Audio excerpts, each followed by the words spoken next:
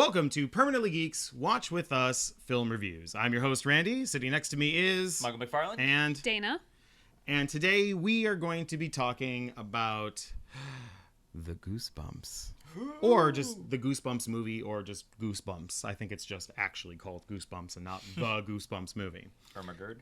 Were you a bumper back in the day? I was not. I've never bumped. You've never bumped? Not even recently. Never bumped. Not It sounds in my like childhood. I'm asking you if you've done coke.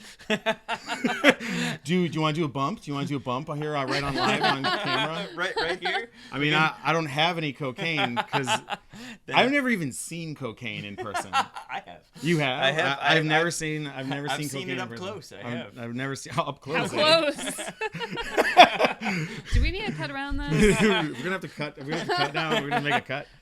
No, I was actually in New Orleans. Well, that that's not figures. surprising. I did have a guy offer me cocaine anyway. That's what happens in New Orleans. You're sitting on the steps outside of like an apartment building, and a guy walks up and says, "You into the coke?" and pulls a little white bag out and shows it to you. And then you say, "No, I'm not." And he says, "Cool, man," and walks off. That's what happens. I was standing at a stop sign, waiting to cross the street, and a man grabbed my foot and started washing my shoes. And then when he was done, he told me not to trust anybody because anybody could be a cop. And then he proceeded to tell me that he never does drugs.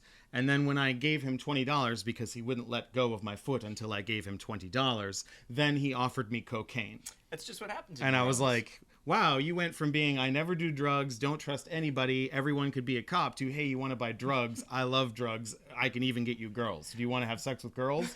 And I'm like, no, get away from me, you weirdo. Yeah, that changed quickly. That guy was.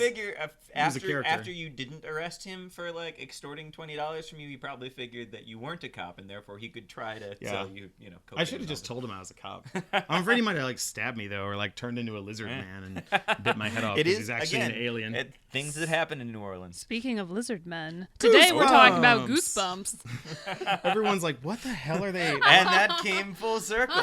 So Goosebumps is a film that is sort of an amalgamation of all the Goosebumps books, or at least the most popular books in the series. The idea is very clever in that R.L. Stine's a real person in this universe. Okay.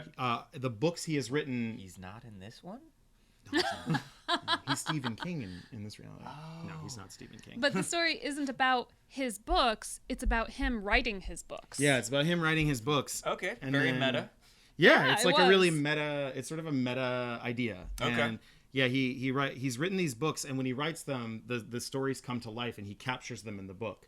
In some ways, it's actually similar to Fantastic Beasts and Where to Find Them, like the upcoming film. Okay. The idea that like the beasts get out and they have to. It's sort of like that. The monsters of his books get out. Led by the puppet. If anybody's ever watched the Goosebumps show, the creepy puppet Slappy is sort of the lead villain of the film, which is awesome because it's just fantastic. Also, all the monsters that talk are voiced by Jack Black, who also plays R.L. Stine. The film it's flawed. It's not like great. Okay. I really liked it. I thought it was entertaining from a nostalgic point of view. It was entertaining as like a fun kids horror film. Mm-hmm. It felt in line with like Paranorman in a way. Yeah. Probably my biggest complaint about the film, and we both complained about it, which was the film's score, which is by Danny Elfman, never stops, ever.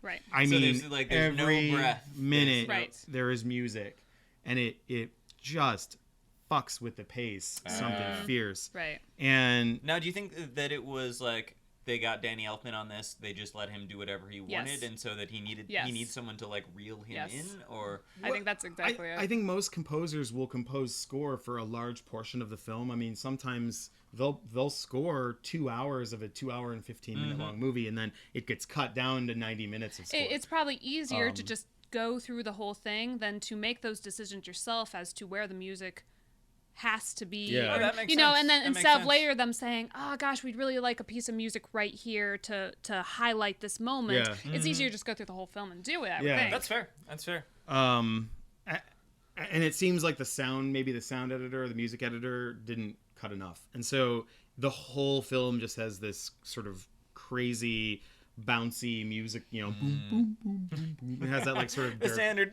yeah, it's sort of that doofy kids music. Elfmaning. Yeah, yeah, it does have a bit of an Elfmaning in it, but it's a very entertaining movie, particularly if you're a fan of the Goosebumps films. But I think, like, you know, if you enjoyed like Paranorman and stuff like that, I absolutely like did. sort of children's horror. It's not really very scary, but it's visually fun. It's a I found goofy myself movie. laughing a lot. It's funny because I am a good big talent fan in it. of like that like kids scary movies. Like you know, like I love Paranorman. Coraline is one of my favorite films. I like the Box Trolls Monster a lot. House. Like that sort of like Monster exactly. House. Yeah, it's like sort of those it's not sorts of films. quite as good as those. Okay.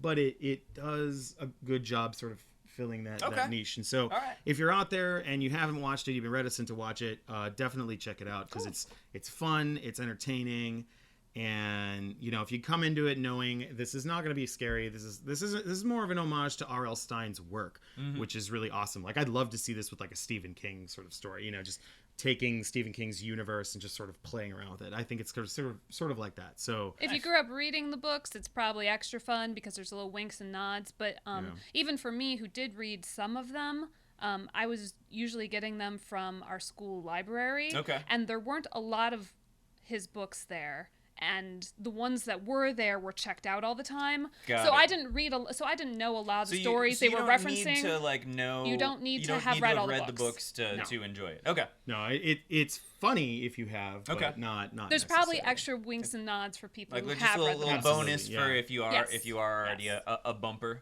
Yes. Yeah. If you're a bumper, definitely check this one out. Wicked, wicked. Goosebumps.